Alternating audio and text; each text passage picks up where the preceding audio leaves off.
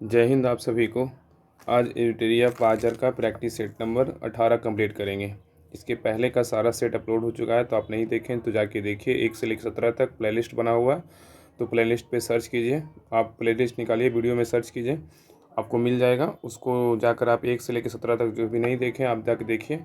और इसका आज हम सेट नंबर 18 कंप्लीट करते हैं। इसका अगर आपको PDF चाहिए तो आप Rahul study group Telegram channel join कर लीजिए। इसका हम लिंक डिस्क्रिप्शन में डाल देंगे, तो आप वहाँ से लिंक पर क्लिक करके आप ग्रुप को ज्वाइन कर लीजिए। यहाँ पे हम PDF डाल देते हैं। इसका डेली टेस्ट भी होता है। अगर आप इसका टेस्ट देना चाहते हैं तो आप टेस्ट भी दीजिए। टेस्ट ग्रुप का भी लिंक हम डिस्क्रिप्शन में डाल देंगे, तो ज़रूर ज्वाइन कीजिए। और वीडियो को शुरू से लेकर लास्ट तक देखिए, आपको वीडियो कैसा लगा। और लाइक शेयर सब्सक्राइब जरूर कीजिए। अगर आप चैनल को सब्सक्राइब नहीं किए उस चैनल को सब्सक्राइब जरूर कीजिए। इस चैनल पर डेली इस बुक का एक प्रैक्टिस सेट डेली किया मतलब वीडियो अपलोड हो रहा है, तो ज़रूर चैनल को सब्सक्राइब कीजिए और लाइक और शेयर ज़रूर कीजिए। तो इसका हम सेट नंबर 18 कंप्लीट करते हैं। आज सेट नंबर 18 देखेंगे। तो क्वेश्चन नंबर इसका 1 है। इसका आंसर अगर आपको याद है ज़रूर बताइएगा। लास्ट में कितना नंबर आपका आया है ज़रूर बताइएगा। क्वेश्चन नंबर 1 बोल रहा है कि लाल मिट्टी की प्रकृति होती है। बताइए लाल मिट्टी की प्रकृति कैसी होती है। तो लाल मिट्टी की प्रकृति होती है अम्लीय होती है। लाल मिट्टी की प्रकृति कैसी होती है, तो अम्लीय होती है। क्वेश्चन नंबर 2 है डंकन पास निम्न में से किसके मध्य स्थित है। डंकन पास निम्न में से किसके मध्य स्थित है। तो 2 का राइट आंसर होगा ऑप्शन नंबर बी, दक्षिण अंडमान और लघु अंडमान के बीच स्थित है। तो डंकन पास निम्न में से किसके मध्य स्थित है। दक्षिण अंडमान लघु अंडमान के बीच स्थित है। क्वेश्चन नंबर 3 है, बोल रहा है कि किसने बहुउद्देशीय नदी घाटी परियोजनाओं को आधुनिक भारत की मंदिर कहा था। किसने बहुउद्देशीय नदी घाटी परियोजनाओं को आधुनिक भारत का मंदिर कहा था। तो 3 का राइट आंसर होगा ऑप्शन नंबर ए, जवाहरलाल नेहरू ने कहा था। नेक्स्ट क्वेश्चन है, किस राष्ट्रीय उद्यान को पक्षियों का स्वर्ग कहते हैं। किस राष्ट्रीय उद्यान को पक्षियों का स्वर्ग कहते हैं। तो 4 का राइट आंसर होगा ऑप्शन नंबर ए, केवला देवघाना नेशनल पार्क को पक्षियों का स्वर्ग कहा जाता है। केवला देवघाना राष्ट्रीय उद्यान को पक्षियों का स्वर्ग कहा जाता है। केवला देवघाना राष्ट्रीय उद्यान कहाँ है, तो राजस्थान में है। सुल्तानपुर नेशनल पार्क कहाँ है, सुल्तानपुर नेशनल पार्क जो है ये स्थित है हरियाणा में। सुल्तानपुर नेशनल पार्क कहाँ है, तो हरियाणा में स्थित है। और रोहिला नेशनल पार्क कहाँ है, तो रोहिला राष्ट्रीय नेशनल पार्क जो हिमाचल प्रदेश में स्थित है। ये कभी कहीं कहीं मध्य प्रदेश में देता है, तो दोनों का सीमा पे स्थित है। तो रोहिला नेशनल पार्क कहाँ है, हिमाचल प्रदेश में है। और भगवान महावीर नेशनल पार्क कहाँ है, तो गोवा में है। तो भगवान महावीर नेशनल पार्क है तो गोवा में है। तो क्वेश्चन बोल रहा था कि किस राष्ट्रीय उद्यान को पक्षियों का स्वर्ग कहा जाता है। तो केवला देवघाना नेशनल पार्क जो कहाँ है, राजस्थान में है। नेक्स्ट क्वेश्चन है, त्रिशूल पर्वत शिखर किस भारतीय राज्य में स्थित है। त्रिशूल पर्वत शिखर किस भारतीय राज्य में स्थित है। तो इसका 5 का राइट आंसर होगा ऑप्शन नंबर सी, उत्तराखंड में स्थित है। तो त्रिशूल पर्वत शिखर किस भारतीय राज्य में स्थित है, तो उत्तराखंड में स्थित है। क्वेश्चन नंबर 6 पे आइए, बोल रहा है माही सुगंधा निम्न में से किस फसल की प्रजाति है। माही सुगंधा निम्न में से किस फसल की प्रजाति है। तो 6 का राइट आंसर होगा ऑप्शन नंबर सी, धान की है। नेक्स्ट है, वीडियो को जरूर लास्ट तक देखिए और लाइक शेयर जरूर सब्सक्राइब कीजिए और सब्सक्राइब भी जरूर कीजिए। अगर आपको सब्सक्राइब नहीं किए सब्सक्राइब जरूर कीजिए चैनल को। क्वेश्चन नंबर 7 है, बोल रहा है बाजार का नियम निम्न में से किसने प्रस्तुत किया था। बाजार का नियम निम्न में से किसने प्रस्तुत किया था। 7 का राइट आंसर होगा ऑप्शन नंबर बी, JB से ने किया था। बाजार का नियम निम्न में से किसने प्रस्तुत किया था, JB से ने किया था। क्वेश्चन नंबर 8 है, बोल रहा है किस पंचवर्षीय योजना में भारी उद्योग को प्राथमिकता दी गई थी। किस पंचवर्षीय योजना में भारी उद्योग की प्राथमिकता दी गई थी। तो 8 का राइट आंसर होगा ऑप्शन नंबर बी, दूसरी का दिया गया था, दूसरी को। नेक्स्ट है, सर्वप्रथम क्वेश्चन नंबर 9 बोल रहा है कि सर्वप्रथम किस देश में मूल्यवर्धित कर बैट लागू किया गया था। सर्वप्रथम किस देश में मूल्यवर्धित कर बैट को लागू किया गया था। तो 9 का राइट आंसर होगा ऑप्शन नंबर डी, फ्रांस में लागू किया गया था। क्वेश्चन नंबर 10 है, बोल रहा है एकमात्र सेंचुरी कौन सी है जहां कश्मीरी महामिर्ग पाए जाते हैं।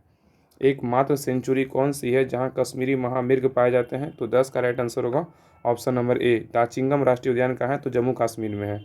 तो क्वेश्चन बोल रहा था एकमात्र सेंचुरी कौन सी है जहाँ पे कश्मीरी महामिर्ग पाए जाते हैं। तो दाचिंगम जो कहाँ है, जम्मू कश्मीर में है। गिर राष्ट्रीय उद्यान कहाँ है, तो गुजरात में है। काजीरंगा राष्ट्रीय उद्यान कहाँ है, तो असम में। हेमिस राष्ट्रीय उद्यान कहाँ है, तो लद्दाख में है। क्वेश्चन नंबर 11 पे आइए। क्वेश्चन नंबर 11 बोल रहा है कि जीव मंडल सुरक्षित क्षेत्र का उद्देश्य है। जीव मंडल सुरक्षित क्षेत्र का उद्देश्य क्या है? तो 11 का राइट आंसर होगा ऑप्शन नंबर डी, उपयुक्त सभी है। कृषि उत्पादकों का प्रयोग और विकास है, वन उत्पादकों का प्रयोग और विकास है, वन भूमि के वनस्पति एवं प्राणी का परीक्षण है, तीनों स्थित है, तीनों है। नेक्स्ट है क्वेश्चन नंबर 12 है, बायोडाइवर्सिटी शब्द का प्रयोग सर्वप्रथम किसने किया था? बायोडाइवर्सिटी शब्द का प्रयोग सर्वप्रथम किसने किया था? तो 12 का राइट आंसर होगा ऑप्शन नंबर ए, जी रोसे ने किया था। क्वेश्चन नंबर 13 है कि निम्नलिखित में से कौन सा बल सदैव आकर्षित होती है? निम्नलिखित में से कौन सा बल सदैव आकर्षित होती है? तो 13 का राइट आंसर होगा ऑप्शन नंबर डी, गुरुत्वाकर्षण बल। नेक्स्ट क्वेश्चन है, निम्नलिखित में से कौन एक विद्युत चुम्बकीय तरंग नहीं है?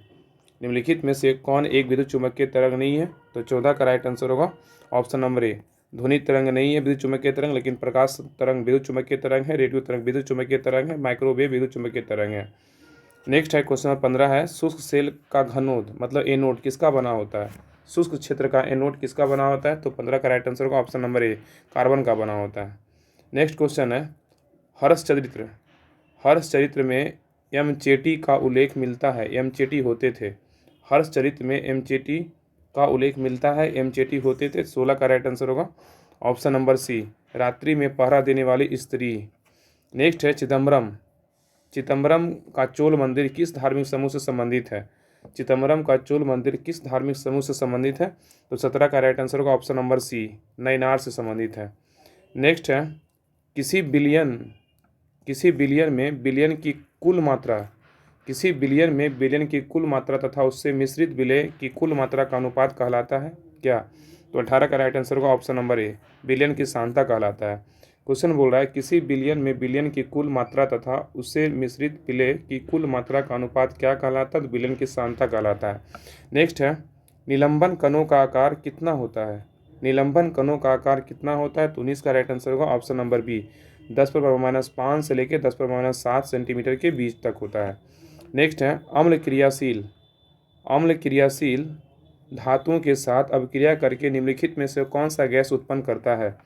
अम्ल क्रियाशील धातुओं के साथ अभिक्रिया करके निम्नलिखित में से कौन सा गैस उत्पन्न करता है? तो 20 का राइट आंसर होगा ऑप्शन नंबर ए, हाइड्रोजन करता है।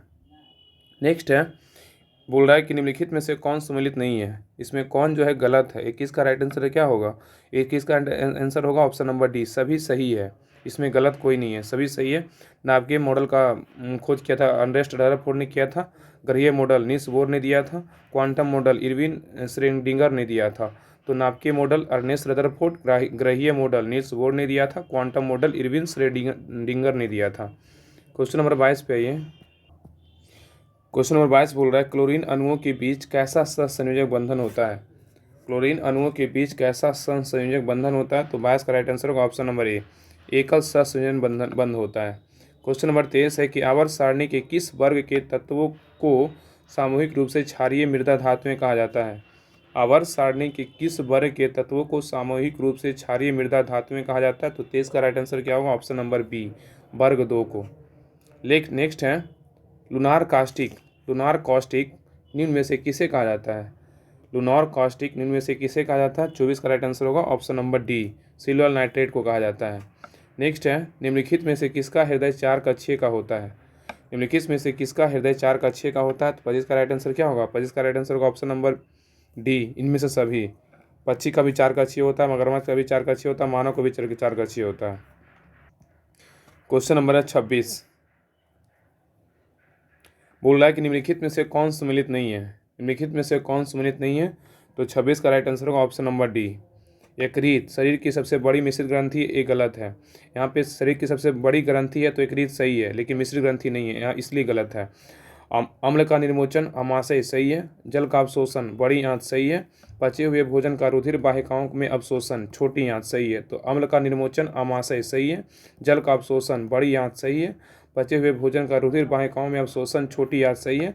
और शरीर की सबसे बड़ी ग्रंथि बोलेगा तब यकृत होगा, लेकिन मिश्रित ग्रंथि यहाँ पे लगाओ इसलिए यहाँ गलत है। नेक्स्ट क्वेश्चन नंबर 27 है, बोल रहा है कि मानव शरीर के परिसंचरण तंत्र के किस भाग में ऑक्सीजन रहित रक्त का प्रवाह होता है?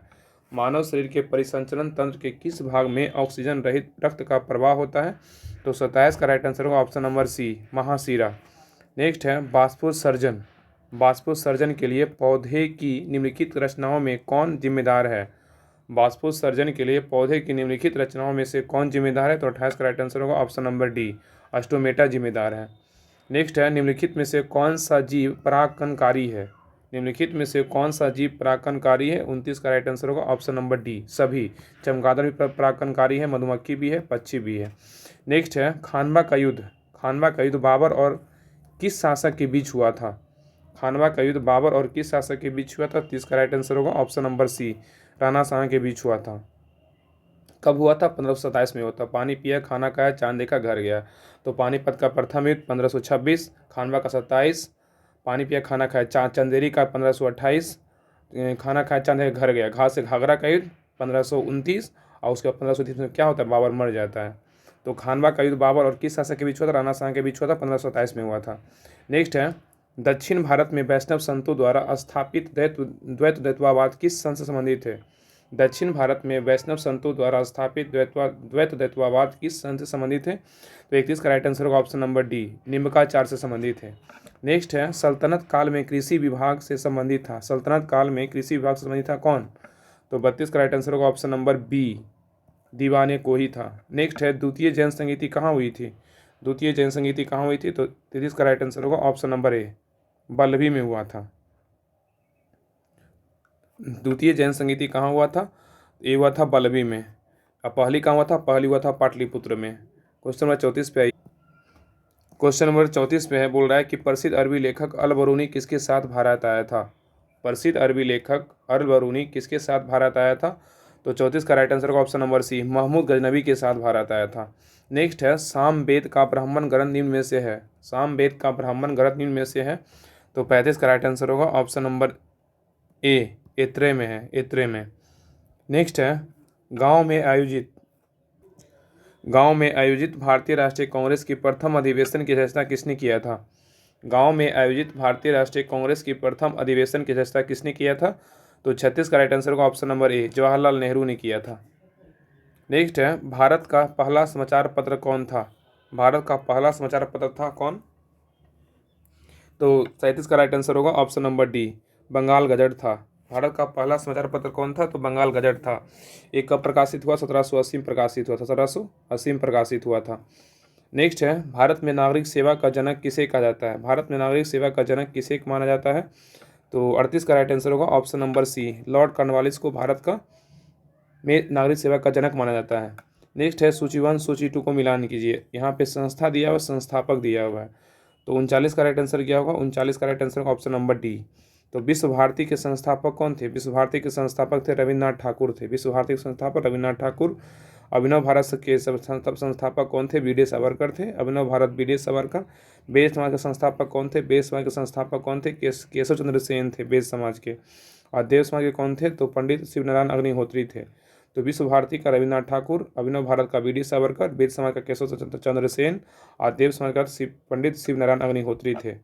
नेक्स्ट है, निम्नलिखित में से कौन सम्मिलित नहीं है? निम्नलिखित में से कौन सम्मिलित नहीं है? तो इसमें संवैधानिक प्रावधान दिया, स्रोत दिया हुआ है। इसमें डी जो है ना, ऑप्शन नंबर डी ई गलत है। मौलिक कर्तव्य जो है अमेरिका से नहीं लिया गया, मौलिक कर्तव्य रूस से लिया गया है। मौलिक कर्तव्य कहाँ से लिया गया? तो रूस से लिया गया। लेकिन मौलिक कर्तव्य यहाँ पे अधिकार दिया रहता है, मौलिक अधिकार कहाँ से लिया गया? मौलिक अधिकार बोलेगा तब अमेरिका से लिया गया है। तो मौलिक कर्तव्य लिया गया है रूस से, ये गलत था, यहाँ पे रूस होगा। और मौलिक अधिकार का बात करेगा तब होगा अमेरिका से। शासन की संसदीय प्रणाली ब्रिटेन से लिया गया, बिल्कुल सही है। राज्य की नीति निर्देशक तत्व आयरलैंड से लिया गया, बिल्कुल सही है। संवर्ती सूची की अवधारणा ऑस्ट्रेलिया से लिया गया है। तो शासन की संसदीय प्रणाली ब्रिटेन से लिया गया है, राज्य की नीति निर्देशक तत्व आयरलैंड से लिया गया है, संवर्ती सूची की अवधारणा ऑस्ट्रेलिया से लिया गया है। नेक्स्ट है, धन विधेयक के संबंध में विशेष प्रक्रिया संविधान के किस अनुच्छेद में वर्णित है?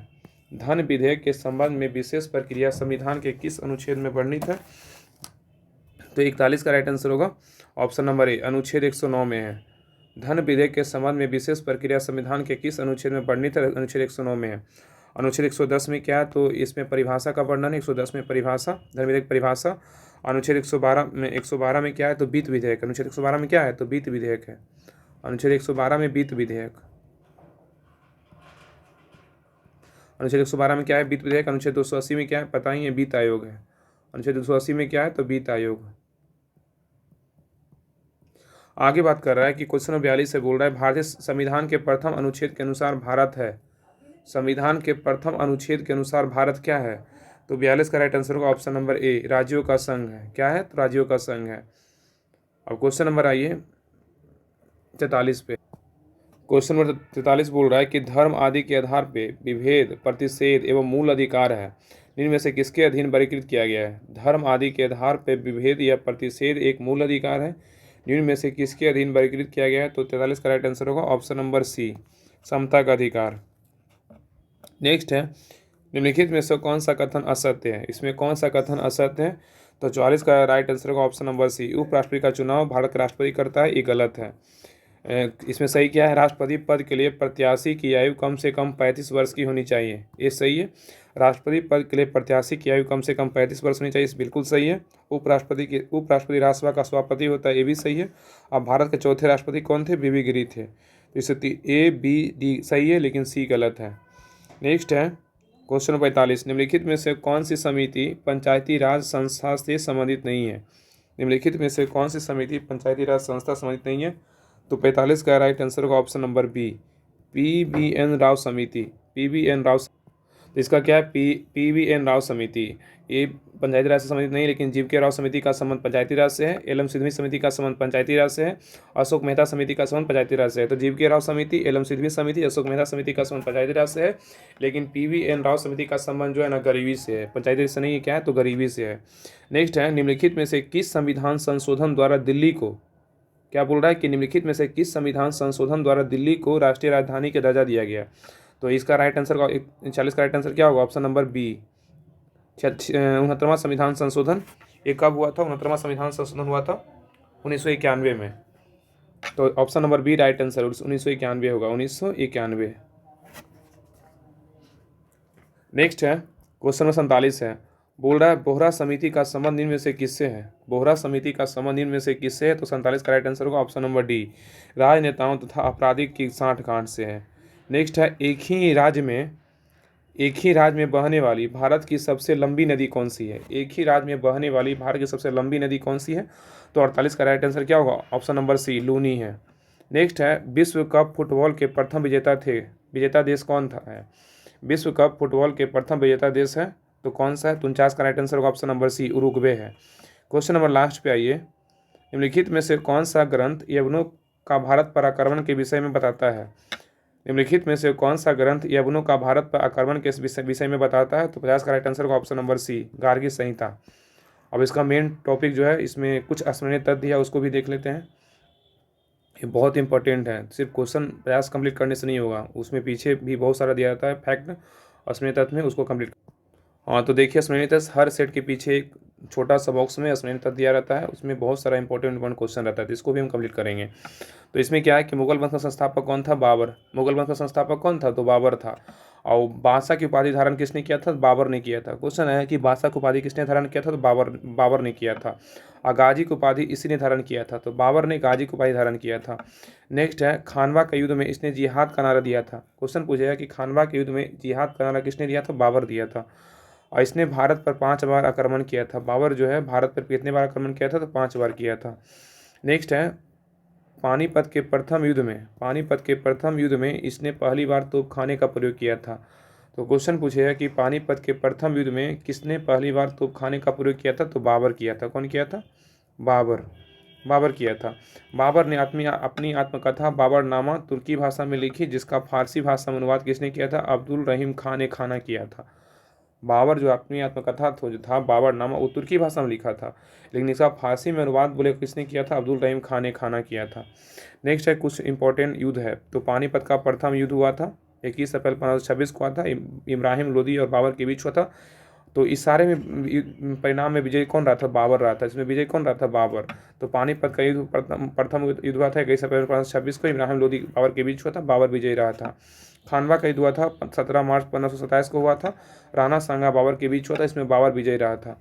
चंदेरी का युद्ध हुआ था 29 जून 1528 को, मेदिनी राय बाबर के बीच हुआ था। तो चंदेरी का मेदिनी राय और बाबर के बीच हुआ था, कब हुआ था? 29 जून 1528 को हुआ था, इसमें बाबर भी विजयी रहा था।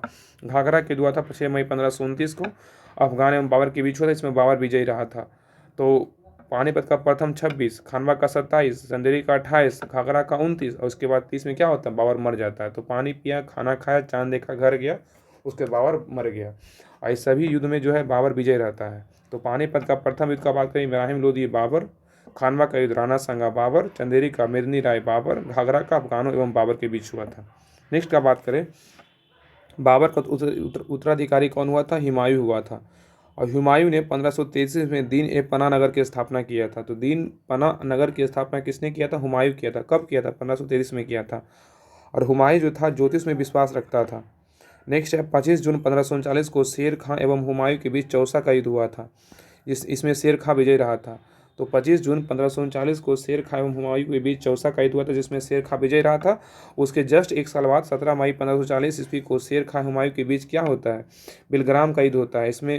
इसमें युद्ध होता है, इसमें शेर खां विजय रहता है। दोनों युद्ध में शेर खां विजय रहता है। तो 39 में चौसा का युद्ध, 40 में बिलग्राम का युद्ध। इसमें शेर खां हुमायूं के बीच होता है, जिसमें शेर खां ही विजय रहता है। आगे बोल रहा है, कन्नौज के युद्ध में हार के पश्चात हुमायूं 15 वर्षों तक के लिए निर्वाचित जीवन व्यतीत किया था। कन्नौज युद्ध में हार के पश्चात हुमायूं 15 वर्षों के लिए निर्वाचित जीवन व्यतीत करने लगा था। पुनः 1555 ईस्वी में इसने पंजाब में सूरी शासक सिकंदर को क्या किया था? पराजित कर दिल्ली की गद्दी पर बैठा था। तो पुनः जो हुमायूं क्या किया, 1555 में दिल्ली पंजाब के सूरी शासक सिकंदर को पराजित कर लिया, उसके बाद दिल्ली की गद्दी पे बैठा था। हुमायूं नामा की रचना इनकी बहन किसने किया था? गुलबदन बेगम ने किया था। हुमायूं नामा की रचना इनकी बहन गुलबदन बेगम ने किया था। आगे बोल रहा है कि युद्ध और वर्ष दिया हुआ है, कुछ इंपॉर्टेंट युद्ध है, वर्ष है। तो देवरा का युद्ध कब हुआ था? 1531 में हुआ था। देवरा का युद्ध कब? 1531 में। सरहिंद का युद्ध कब हुआ था? 1555 में हुआ था। सरहिंद का युद्ध कब हुआ था? 1555 में। इसी समय एक और युद्ध हुआ, तातर का युद्ध हुआ था। तातर का युद्ध हुआ था 1555 में। नेक्स्ट है, शेरशाह सूरी को शेर खां की उपाधि दिया था कौन? बहार खां लोहानी ने दिया था। शेरशाह सूरी को शेर खां की उपाधि दिया था किसने? बहार खां लोहानी ने दिया था। और शेरशाह ने काबुलियत एवं पट्टा प्रथा की शुरुआत किया था। शेर खां ने काबुलियत एवं पट्टा प्रथा की शुरुआत किया था। शेरशाह ने 1541 ईस्वी में पाटलिपुत्र को पुनः पटना के नाम से स्थापित किया था। अगर यहाँ पे क्वेश्चन पूछेगा कि पाटलिपुत्र को पुनः पटना के नाम से स्थापित किसने किया था, तो शेरशाह ने किया था। कब किया था? 1541 में। लेकिन पाटलिपुत्र शहर को किसने बसाया था? तो उदयन ने बसाया था। और शेरशाह ने किला ए कोहना नामक प्रसिद्ध मस्जिद की स्थापना किया था। तो किला ए कोहना मस्जिद की स्थापना किसने किया था? शेरशाह ने किया था। तो सेट नंबर जो है 18 टोटल कंप्लीट हो गया है। 1 से लेकर 17 तक सेट पहले से ही अपलोड हो चुका है। तो आप कोई भी सेट अगर आपको मिस हुआ है तो जाके जरूर देखिए सेट 1 से लेकर 18 तक, और सारा सेट को अच्छे से देखिए और शेयर कीजिए। और सब्सक्राइब, अगर आप चैनल को सब्सक्राइब नहीं किए हो, चैनल को सब्सक्राइब कीजिए। आपको वीडियो कैसा लगा आप कमेंट सेक्शन में ज़रूर बताइए।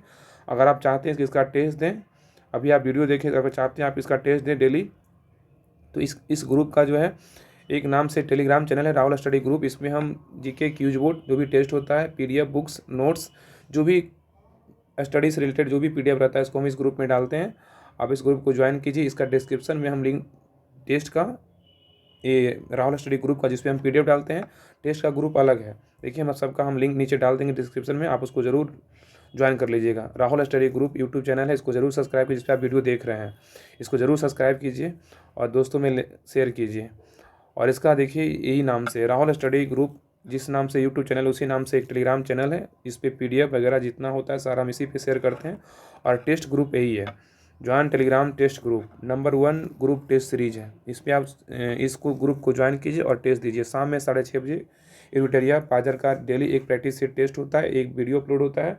वीडियो से रिवीजन कीजिए और जितना आप टेस्ट दीजिएगा उसी से आपका जितना लेवल बढ़ेगा, क्वेश्चन का कन्फ्यूजन जितना दूर होगा। तो आप number 1 group test series join कर लीजिए। इसका लिंक हम डिस्क्रिप्शन में डाल देंगे, वहाँ से आप क्लिक करके ज्वाइन कर लीजिए। और एक और चैनल है, अगर आपको करंट के लिए ग्रुप ज्वाइन करना है तो डेली करंट, जो गौरव सर करंट पढ़ाते हैं, daily current affairs by Kumar Gaurav sir, इसका भी एक ग्रुप बना हुआ है। 2023 से ही करंट अफेयर्स में क्वेश्चन डाला हुआ है। तो डेली 10 क्वेश्चन जो सर पढ़ाते हैं, डेली 10 क्वेश्चन इसमें डाला जाता है। तो आप इस ग्रुप को भी ज्वाइन कीजिए। टेस्ट ग्रुप और पीडीएफ ग्रुप और करेंट अफेयर्स टेलीग्राम ग्रुप, ये तीनों हम का लिंक डिस्क्रिप्शन में डाल देंगे। तीनों का लिंक पर क्लिक करके ज्वाइन कीजिए और अपना तैयारी को बेहतर कीजिए। वीडियो कैसा लगा कमेंट सेक्शन में ज़रूर बताइएगा। लाइक कीजिएगा, सब्सक्राइब नहीं किए सब्सक्राइब ज़रूर कीजिएगा। और नेक्स्ट बार कंप्लीट करते हैं। तब तक के लिए जय हिंद।